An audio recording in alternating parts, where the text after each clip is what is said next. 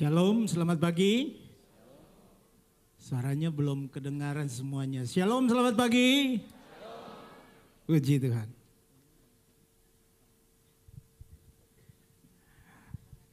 Baik, puji Tuhan. Ada di tengah saudara. Ya, tadi Pak Tirto tadi memberi prolog. Kalau yang sudah lama pasti tahu siapa kita. Tapi buat teman-teman baru, ya saya mengembalakan di Pluit dan bersama dengan rekan-rekan yang ada di sana.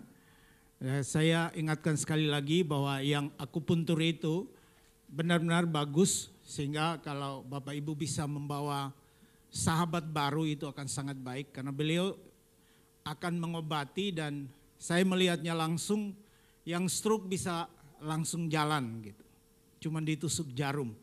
Setelah itu ya tentu mereka mengajak untuk menerima Yesus sebagai Tuhan dan Juru Selamat. Jadi ini media yang sangat baik untuk kita menjangkau saudara kita untuk mengenal Tuhan. Nah, Bapak Ibu yang kekasih, hari ini saya ingin membahas baik yang ada di sini maupun yang ada mengikuti ibadah secara online. Relate dengan tema kita bahwa dalam beberapa bulan ini kita bahas tentang bagaimana berfungsi di dalam karunia-karunia yang Tuhan percayakan. Nah, ada 5 karunia jawatan, 7 karunia motivasi, dan 9 karunia Roh Kudus. Nah, hari ini saudara, saya tidak akan membahas lebih ke arah sana, lebih dalam tentang itu, karena pendefinisian karunia saudara sudah mendengar begitu banyak beberapa waktu, karena saya juga ikutin di YouTube-nya. Karena itu hari ini saya akan mengajak kita untuk melihat ke arah diri kita sang pemegang karunia. Karena saudara, semua kepercayaan yang dari Tuhan diuji dalam waktu. Jadi waktulah yang akan menentukan saudara cukup konsisten atau bersemangat dan loyo lagi. Bulan-bulan sebelumnya kalau saudara mengingatnya bahwa kita tentang berbicara tentang membangun disiplin rohani. Nah, saya berharap supaya kita tidak melupakannya maksudnya, karena yang saya tegaskan di sini adalah bagian dari disiplin rohani. Mari kita lihat dulu ayatnya, Imamat 6 ayat 12 sampai 13. Imamat pasal 6 ayat 12 sampai 13. Mari kita baca, karena 2 ayat saja, kita baca bersama-sama dengan bersuara. 2, 3.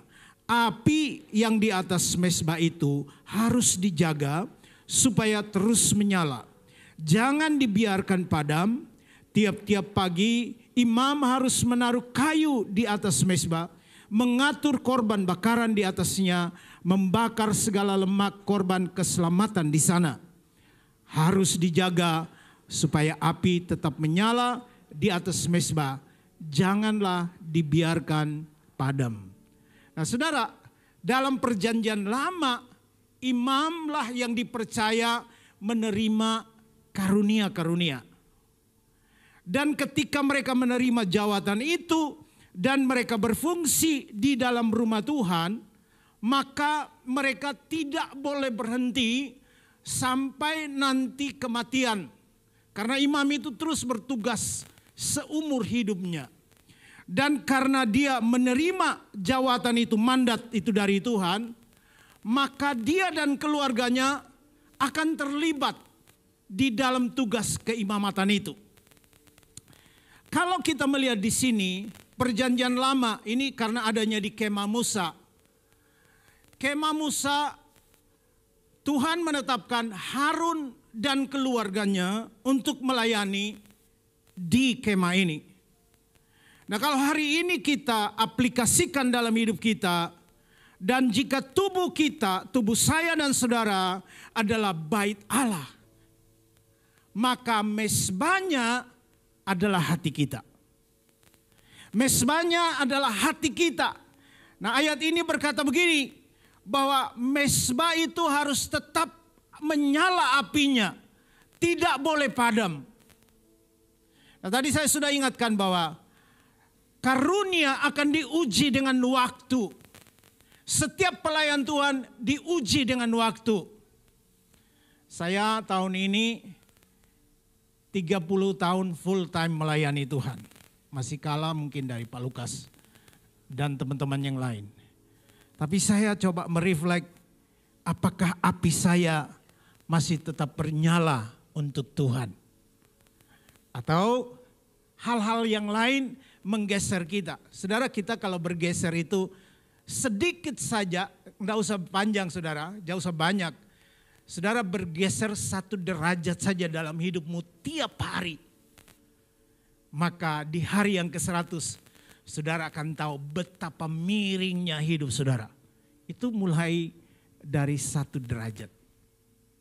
Kalau saudara pernah mendengar cerita tentang One Degree, ada satu pesawat yang dari dari Kanada untuk terbang ke Korea.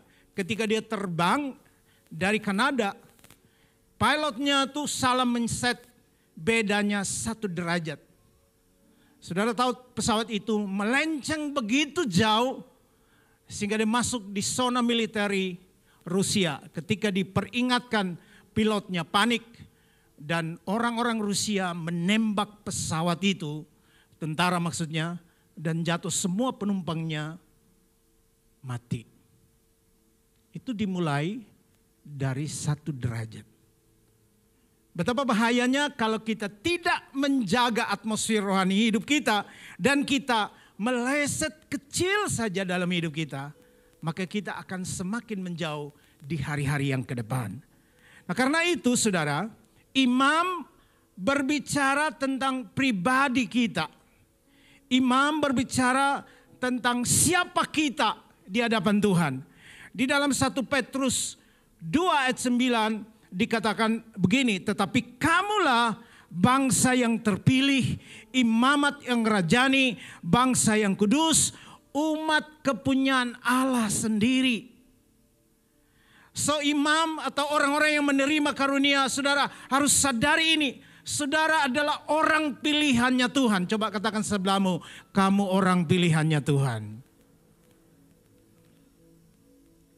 Nah saudara, kenapa? Karena ketika kita membahas begitu panjang dalam waktu ini, kalau tidak dipraktekkan dan setiap orang tidak menyadarinya bahwa dia adalah imamnya Tuhan untuk menjaga api rohaninya tetap menyala, ini akan masalah.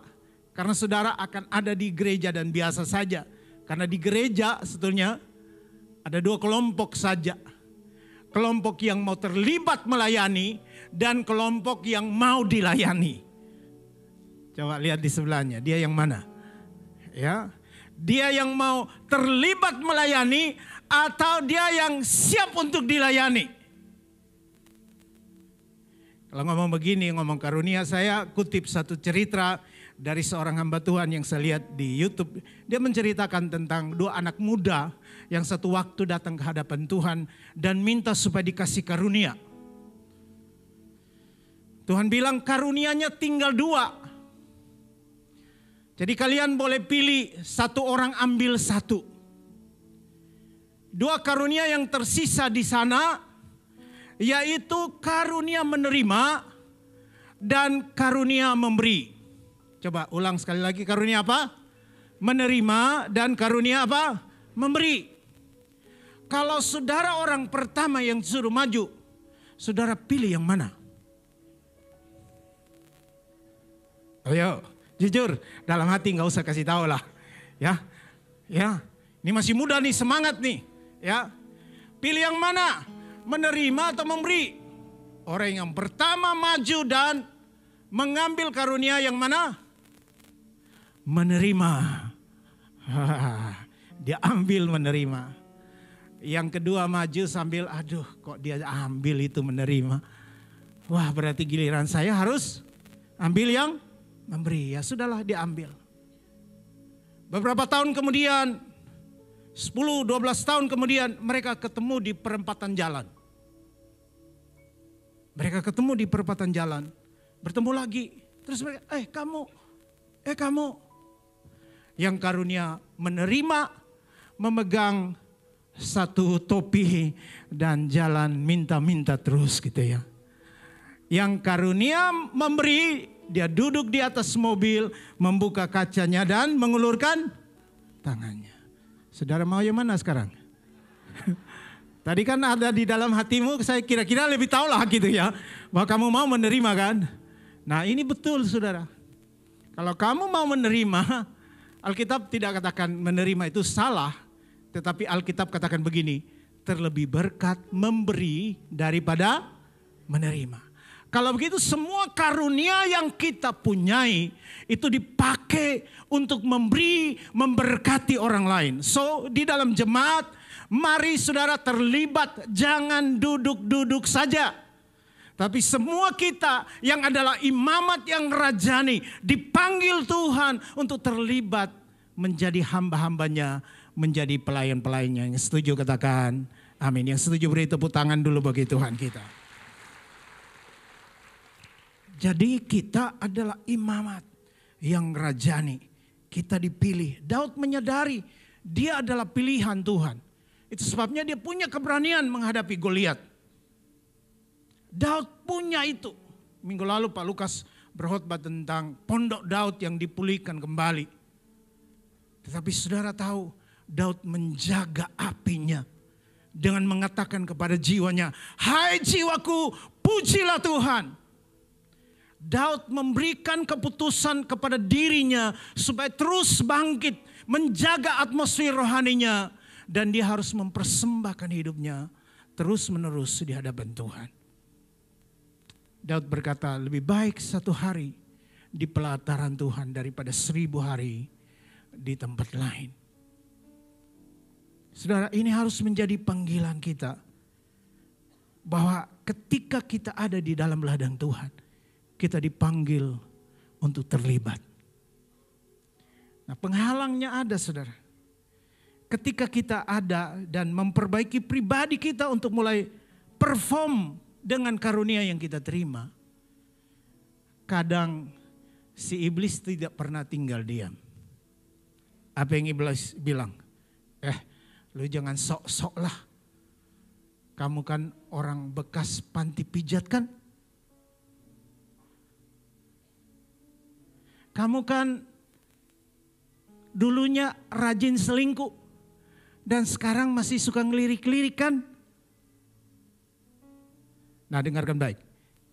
Iblis akan berusaha untuk mengingatkan hidupmu tentang masa lalu yang kelam.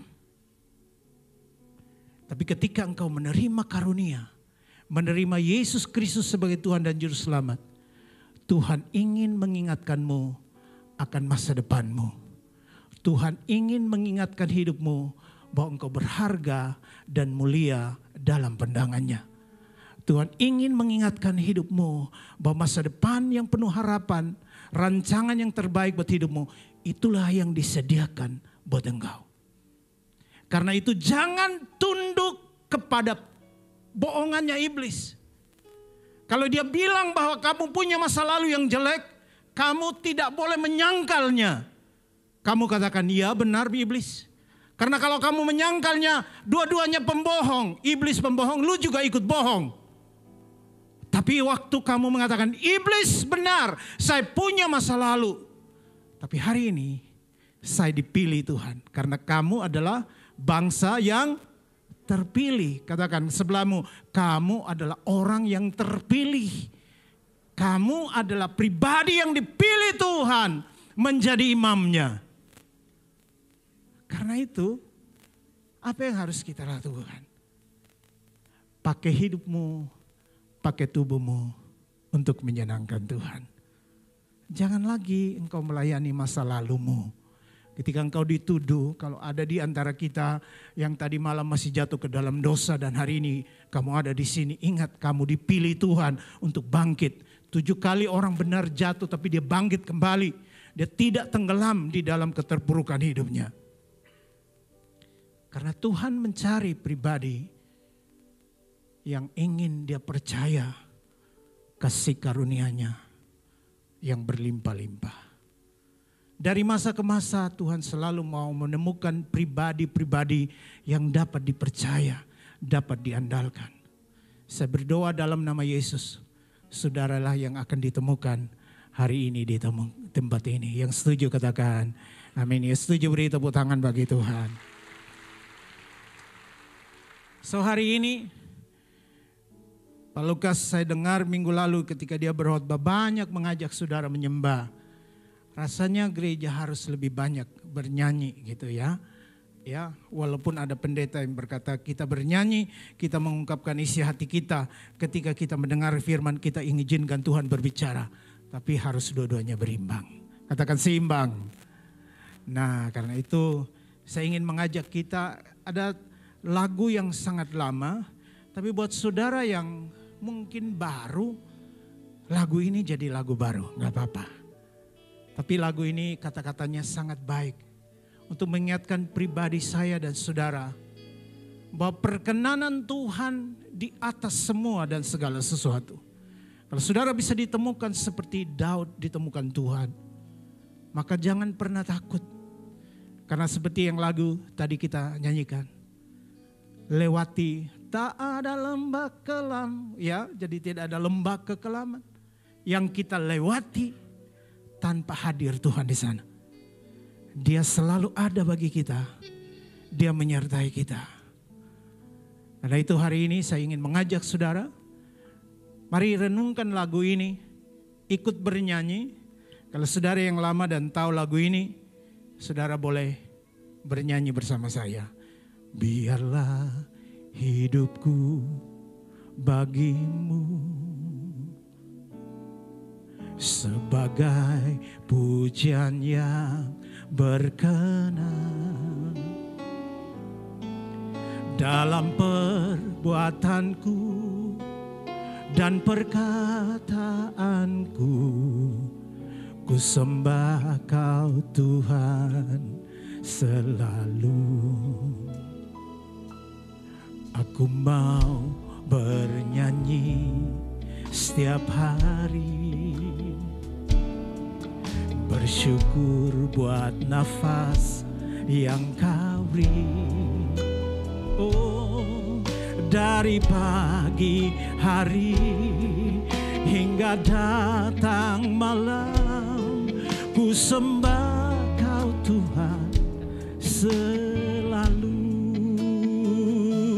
Seluruh hidupku ku sembah Kau Tuhan selamanya. Amin, amin. Seumur hidupku ku sembah Kau Tuhan selamanya. Berapa banyak pribadi yang mau diperkenan Tuhan hari ini. Dan saudara mau menjaga apimu untuk tetap menyala. Hatimu tidak dikotori dengan hal-hal yang lain. Saudara tahu ketika seorang imam bertugas di dalam mezbah itu, dia bukan hanya menyiapkan kayu untuk api itu tetap menyala, tetapi dia juga harus membersihkan debu-debu dari mezbah itu.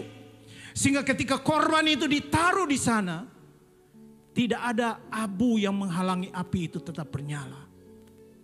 Banyak orang yang ketika melayani Tuhan berapi-api, tapi ketika mereka mendapatkan abu di hati mereka, mereka tidak rajin membersihkannya. Saudara tahu, hatimu akan terus bersih kalau engkau menyiapkan dirimu untuk selalu datang di hadirat Tuhan dan berkata, Tuhan sembuhkan aku. Tuhan pulihkan hati aku, buat aku bangkit dan bergairah kembali. Biarlah rohku terus bernyala untuk melayani Engkau. Kalau saudara setuju dengan saya, nyanyikan pujian ini sekali lagi. Biarlah hidupku bagimu sebagai pujian yang berkenan dalam perbuatanku dan perkataanku. Ku sembah Kau Tuhan selalu. Aku mau bernyanyi setiap hari,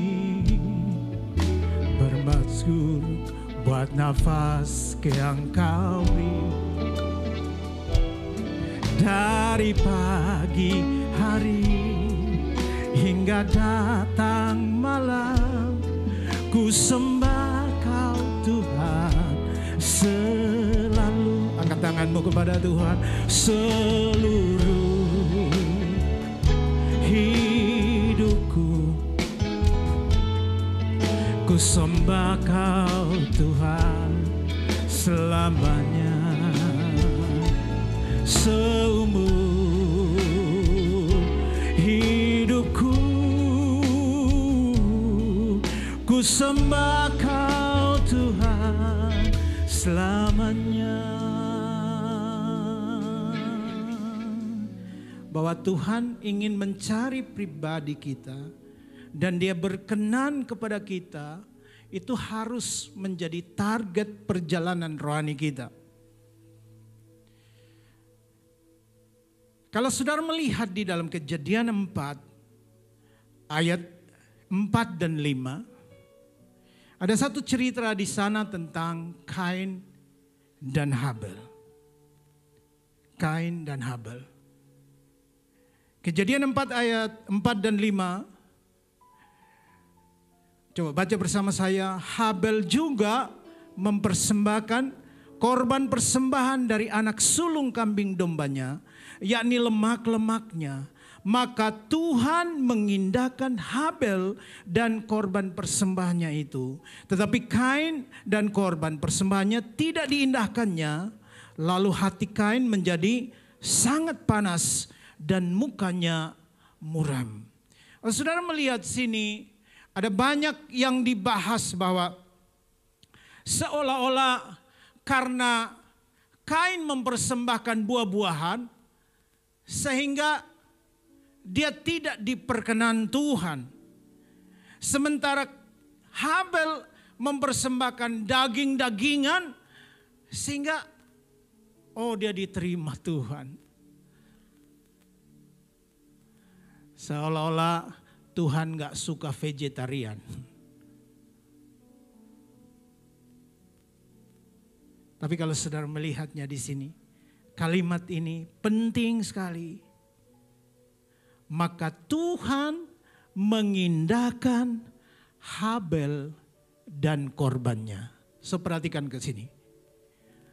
Tuhan menyukai pribadi Habel mendahului korban yang dibawa oleh Habel. Makanya sehebat karunia apapun yang saudara punyai, Tuhan lebih tertarik dengan pribadimu melampaui karunia yang kamu miliki. Seperform apapun kita di dalam gereja atau di luar sana, dan saudara berkata, bersaksi bahwa saya diberkati Tuhan berlimpah-limpah, ini semua bukti karya Tuhan. Betul. Tapi saudara mesti tahu, Tuhan menanti pribadimu jauh melebihi semua berkat yang kamu nikmati. Sehingga harusnya saudara, kita terus memperbaiki diri kita. Supaya kita dapat perkenanan Tuhan. Karena Habel diperkenan pribadinya, barulah korbannya diterima. Jadi sekali lagi kita semua terlibat ingin supaya bisa dipakai Tuhan luar biasa. Kita tidak boleh pasif di dalam gereja. Tapi saudaraku, dalam waktu yang sama, diri kita harus terus diperkenan oleh Tuhan. Seluruh hidupku ku sembah Kau Tuhan selamanya. Seumur hidupku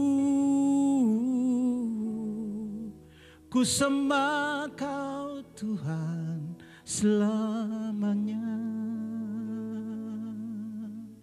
Jadi Pak Lukas mengingatkan bahwa Tuhan mencari pribadi, Pondok Daud yang sudah dirobohkan itu ingin dibangun kembali, dan itu tentang worship. Kita akan bersama Tuhan di dalam kekekalan. Nah, poin kedua saya, bagaimana kita menjaga api itu tetap menyala selain pribadi imamnya yang harus bertugas untuk menjalankan fungsi karunia yang dia terima, jawatan. Tapi yang kedua, apinya menjadi penting di sini. Dan api adalah berbicara tentang Roh Kudus. Kalau kita melihat Kisah Rasul 2 ayat 3, dan tampaklah kepada mereka lidah-lidah seperti nyala api yang bertebaran sehingga hinggap pada mereka masing-masing. Ketika Roh Kudus dicurahkan, maka perlambangnya adalah api. Api yang nyata dilihat tetapi tidak membakar orang. Kami diceritakan ketika kami masih kecil di daerah timur, waktu lawatan Tuhan secara luar biasa di kota Soe, maka gereja itu seluruhnya, hampir seluruhnya dapat dilihat oleh mata bahwa api itu turun sehingga belambir itu datang untuk menyiram di sana. Karena Roh Kudus turun dengan nyata dalam bentuk api. Nah, saudaraku, api harus tetap terjaga. Nah, dalam menjalankan fungsi dan menerima api, saudara, kita mesti sadar bahwa ketika Roh Kudus kerja, ada dua hal yang dia fokuskan untuk hidup kita. Pertama yang disebut karunia Roh Kudus. Kita terima seperti Christine Pranoto menjelaskannya bahwa kita terima tools atau peralatan untuk menolong, mengobati pasien. Ya, alat-alat kedokteran itu yang kalau saudara ingat khotbahnya Ibu Christine di bulan yang lalu tentang peralatan kedokteran yang dipakai untuk menolong orang. Tetapi saudara, di waktu yang sama kita pun diminta untuk menunjukkan buah roh. Nah, makanya saya buat statement ini buat kita semua. Buah roh akan menyatakan karakter atau menampilkan karakter seseorang. Tapi karunia roh akan menampilkan karisma seseorang. Dalam teori leadership dikatakan begini. Karismalah yang akan membawa kamu ke puncak karir yang tinggi. Tapi yang mempertahankan kamu di sana adalah karakternya. Saudara, banyak orang yang kalau kita lihat atau kita dengar beberapa waktu yang lalu perform dengan luar biasa, dengan karunia yang maha dahsyat dipakai Tuhan. Tapi hari ini tidak terdengar. Gak tahu mereka ada di mana hari ini. Karena itu setiap kita bertanggung jawab dengan diri kita, menjaga api kita dan terus bergaul sama Roh Kudus.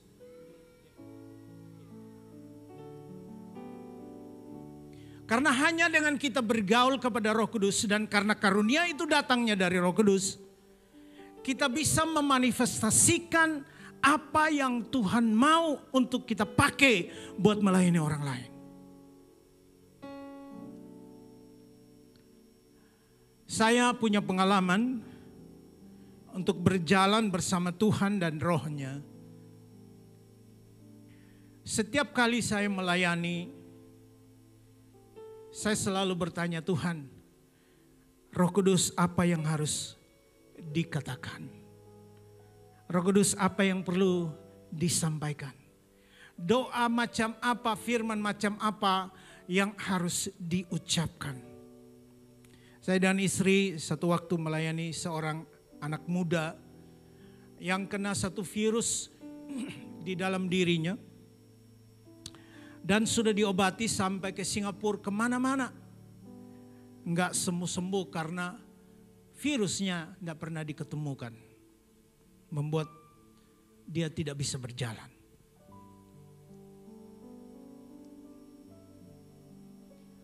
Kami diminta datang untuk mendoakan itu. Ketika kami datang ke sana, saya melihat anak muda ini. Saya melihat dia ada taruh gitar di samping tempat tidur rumah sakitnya. Terus saya tertarik. dengan melihat gitar itu, saya sepertinya dapat impresi untuk bertanya kepadanya, lagu apa yang sedang ada di hatimu hari ini? Jadi media itu seolah-olah menarik saya untuk bertanya ke dia. Nah ingat saudara, dalam mempraktekkan karunia ada banyak tools di sekitar kita yang tiba-tiba saja Tuhan bisa pakai untuk menjadi sarana untuk kita bisa sampaikan pesan Tuhan. Saudara, ketika dia berkata, dia langsung lihat ke saya. Terus Dide,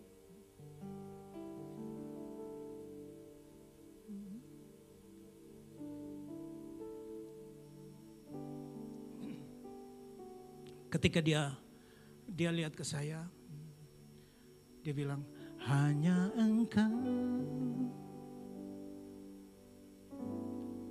pribadi yang mengenal hatiku, tiada yang tersembunyi bagimu, seluruh isi hatiku Kau tahu, dan bawaku untuk lebih dekat lagi padamu, tinggal dalam indahnya dekapan kasih-Mu.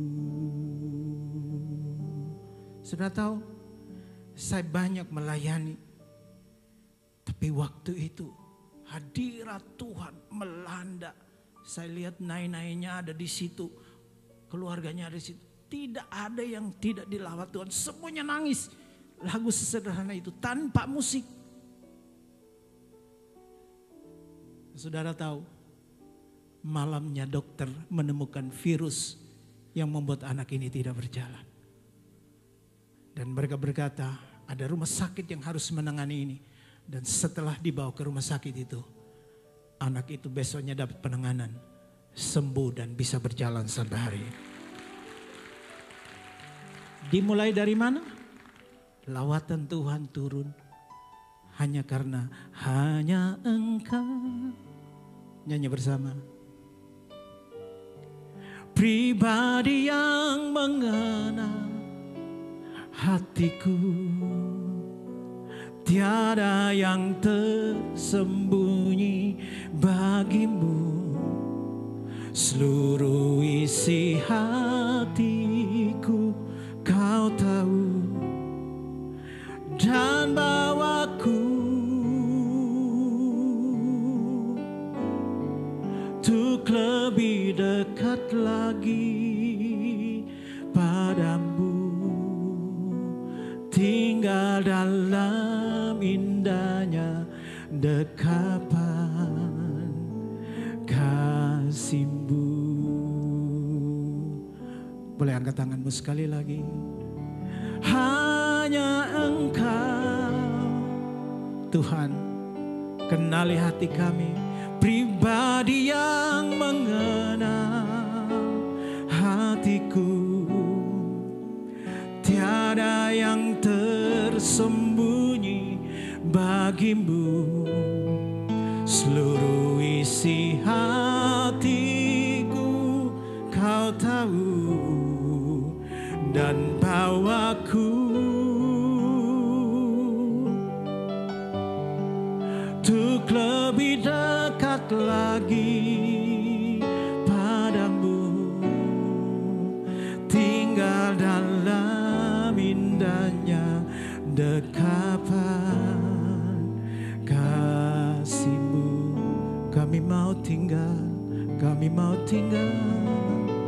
tinggal dalam indahnya dekapan kasih-Mu. Sekali lagi, tinggal dalam indahnya dekapan kasih-Mu. Mari beri tepuk tangan bagi Tuhan kita. Jadi saudara, dalam mempraktekkan karunia, kita perlu selalu harus connect sama Roh Kudus.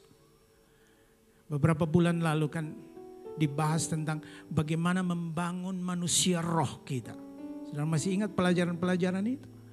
Saudara terus membangun manusia roh itu. Roh Tuhanlah yang akan menolong kita untuk memanifestasikan kuasa Roh Kudus kepada orang-orang yang kita jumpai dan kita layani. Setiap hari saudara, kita dibawa Tuhan sebetulnya untuk berjumpa dengan begitu banyak orang. Maukah saudara bersekutu dengan Roh Kudus? Karena ketika saya connect dengan Roh Kudus, ketika setiap orang connect dengan Roh Kudus, maka Roh Kudus pasti berbicara supaya kita jadi saluran berkat buat orang yang kita jumpai. Berapa banyak yang setuju, katakan amin. Kasih tepuk tangan dulu buat Tuhan kita. Nah, yang terakhir dari khotbah saya hari ini adalah elemen ketiga dari nats yang kita baca hari ini adalah korbannya. Korban itu, jadi korban itu bukan hanya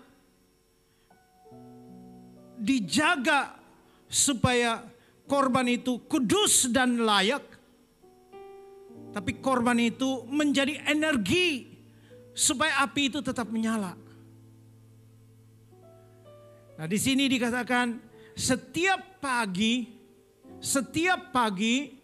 imam harus menaruh kayu di mezbah itu supaya api itu tetap menyala. Dan lemak-lemak ditaruh di atas mezbah supaya dibakar menjadi energi. So, kita mesti belajar tentang hal ini. Bahwa api itu akan bernyala kalau hidup kita dan semua perbuatan daging kita persembahkan kepada Tuhan. Menjadi korban bakaran.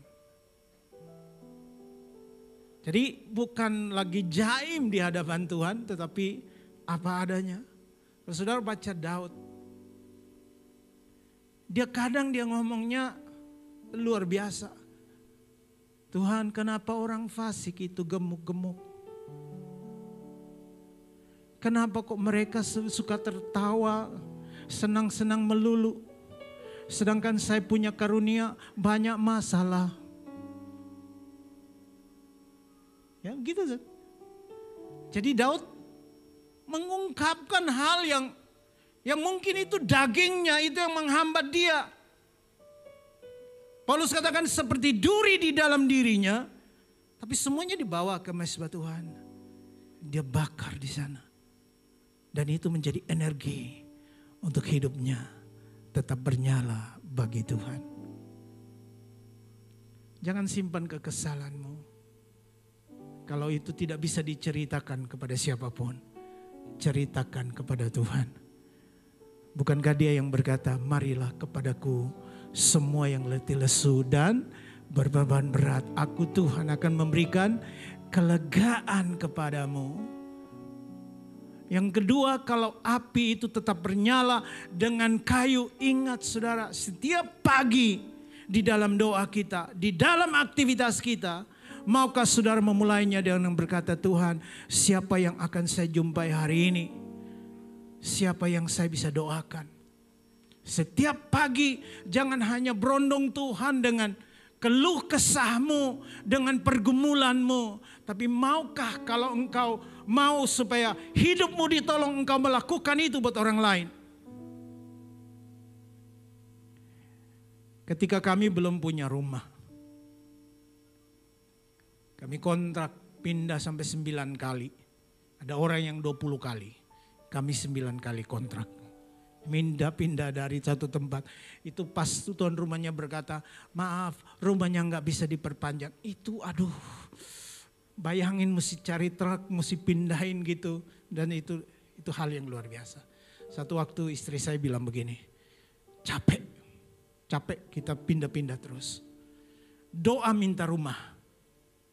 Oke, saya bilang oke, setuju. Cara doanya bukan minta rumah. Cara doanya begini. Berdoa pada Tuhan untuk semua hamba-hamba Tuhan yang perlu rumah. Jadi kami doa 1 tahun. Tuhan, tolonglah hamba-hambamu yang gak punya rumah, yang ngontrak kesana kemari, tolong berkati, berikan rumah buat mereka. Tiap hari, setiap jam 5 pagi kami doakan itu. Berapa lama? 1 tahun. Secara ajaib saudara, akhirnya Tuhan memberikan bagian kami setelah kami berdoa untuk orang lain, bukan untuk diri kita. Alkitab katakan, apapun yang kamu ingin orang perbuat kepadamu, perbuatlah itu. Ya, terlebih para hamba-hamba Tuhan. Ya, sekarang saudara kita perlu berdoa untuk orang lain. Berdoa untuk orang yang sedang mengalami masalah. Saudara jangan fokus kepada masalahmu. Karena kalau kamu melekat kepada Tuhan, kamu tahu isi hatinya Tuhan, dengarkan baik. Sebelum keluar dari dasar hatimu yang terdalam, sesungguhnya Allahmu sudah mengetahuinya. Dan kalau Tuhan tahu cukup. Karena dia akan menyelesaikan dengan caranya pada waktunya. Bukan caramu. So hari ini, bagaimana kita bisa menghidupkan api kita supaya karunia yang Tuhan beri dapat diterapkan. Jaga pribadi, atmosfer pribadimu di hadapan Tuhan. Biarlah engkau didapati Tuhan berkenan senantiasa. Karena ingat, Tuhan deal dengan pribadimu, bukan hanya dengan karunia-karunia itu. Yang kedua, jangan lupa intim dengan Allah. Bergaul terus menerus dengan Roh Kudus. Karena Roh Kudus ingin berbicara kepadamu. Dia ingin menyatakan isi hatimu. Supaya engkau bisa menjadi berkat yang luar biasa untuk orang-orang di luar sana. Dan yang ketiga, mari fokus juga kepada jiwa-jiwa. Karena karunia itu diberikan bukan untuk saudara. Tapi diberikan kepada kita. Untuk orang lain ditolong mereka mengalami Tuhan lewat hidup saudara. Katakan sebelahmu, Tuhan mau engkau menjadi berkat. Karena itu setiap hari kalau engkau punya karunia untuk mengajar, karunia untuk menasehati, saudara mesti sadar siapa yang mesti perlu nasihat hari ini. Tuhan tolong supaya dia segera telepon kepada saya. Itu kayu yang akan membuat api di mezbamu tetap bernyala. Karena ketika engkau menasihati orang, kadang engkau sedang menasihati dirimu sendiri. Ketika engkau menyampaikan perkataan kepada seseorang, perkataan nubuatan, dengarkan, Tuhan berkata jangan kamu takut. Karena hari ini walaupun engkau ada di dalam lembah kekelaman, tapi Tuhan tahu dia ada bersamamu, dia menyertai engkau. Kadang justru situasi itu kita sedang berbicara kepada diri kita sendiri. Dan itulah yang dimaksud Tuhan. Ketika kita lemparkan itu kepada orang lain, berkat itu akan datang dalam hidup kita. So hari ini saya mendorong kita semua, mari jaga atmosfer rohaninya. Jaga apinya. Biarkan hidupmu didapati berkenan. Karena Tuhan ingin deal dengan pribadimu. Bukan hanya karunia-karunianya. Kasih tepuk tangan dulu buat Tuhan. Saya undang teman-teman musik boleh bersama dengan saya. Semua kita mau menyembah Tuhan sekali lagi dengan lagu yang tadi pertama. Biarlah hidupku bagimu sebagai korban yang berkenan dalam perkataan dan perbuatanku. Biarkan hidupku menyenangkan Engkau. Biarlah hidupku bagimu. Mari semua kita berdiri. Sebagai pujian yang berkenan dalam perbuatanku dan perkataanku, ku sembah Kau Tuhan selalu. Aku mau bernyanyi setiap hari, amin Tuhan, bersyukur buat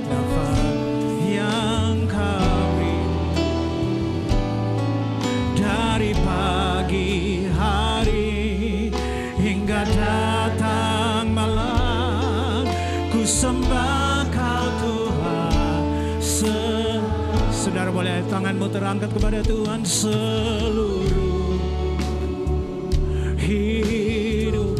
Saudara yang di rumah, mari sembah Tuhan. Ku sembah Kau Tuhan selamanya. Seluruh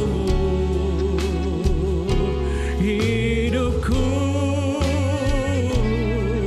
ku sembah Kau Tuhan selamanya. Seluruh hidupku ku sembah Kau Tuhan selamanya.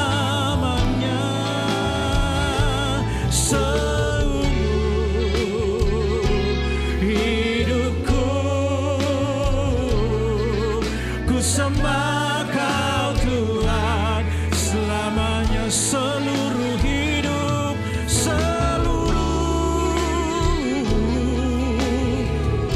Amen, amen. Oh, ku sembah Kau Tuhan selamanya. Seluruh hidupku ku sembah sembah Kau, ku sembah Kau Tuhan selamanya. Kami sembah Kau, ku sembah Kau Tuhan selamanya.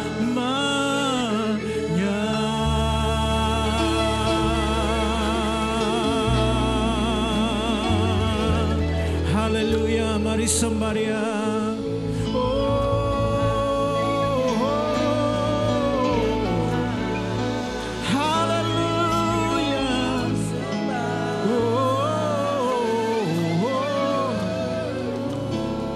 Kami sembah Kau, kami sembah Kau. Terima kasih Tuhan. Haleluya, haleluya. Terima kasih Tuhan. Sebab Kau besar, perbuatan-Mu ajaib, tiada seperti Engkau. Tiada seperti Engkau, Kau besar Tuhan, perbuatan-Mu ajaib, tiada seperti Engkau, tiada seperti Engkau.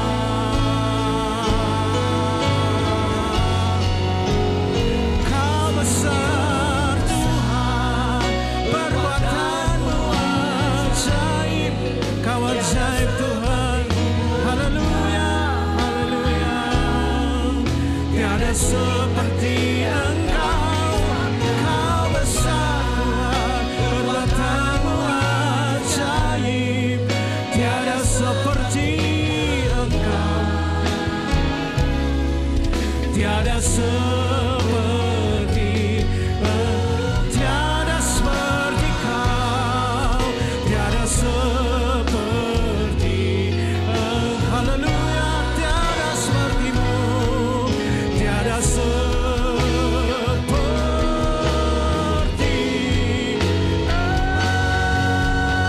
Engkau.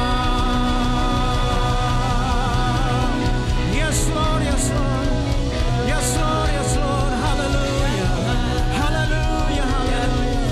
Mari beri Dia pujian. Haleluya, haleluya, haleluya, haleluya.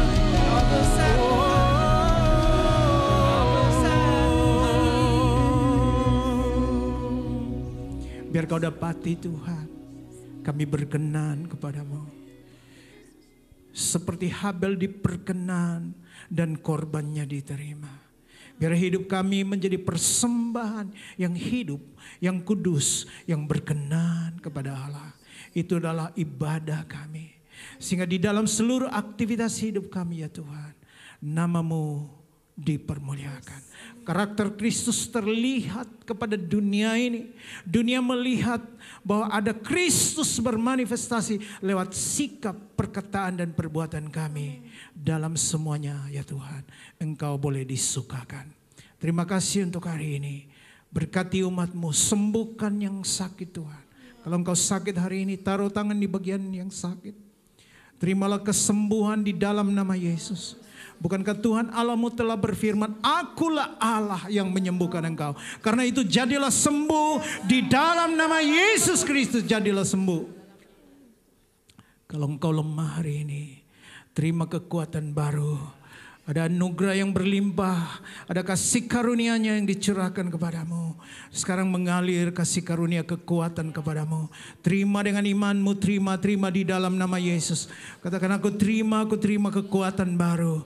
Untuk melihat bahwa minggu ini adalah minggu kemenangan. Minggu ini adalah minggu mujizat. Di mana aku akan melihat kebaikan Tuhan. Akan terjadi terobosan. Aku akan melihat rahmat Tuhan yang luar biasa terjadi dalam hidupku. Dengarkan baik ketika engkau melangkah besok. Dan nyanyian ucapan syukur memenuhi mulutmu. Engkau sedang digiring ke pintu kemenangan dan mujizat yang disediakan buat hidupmu. Kami bersyukur untuk hari ini. Biarkan setiap waktu kami bergaul dengan Roh Kudus. Sehingga kami tahu, kami diarahkan, kami dituntun. Hidup kami bukan hidup yang biasa-biasa, tapi hidup kami hidup yang luar biasa. Bagi Tuhan segala pujian di dalam nama Tuhan Yesus. Dan setiap orang yang diberkati sama-sama katakan amin. Boleh beri tepuk tangan bagi Tuhan kita. Bapak Ibu silakan duduk kembali.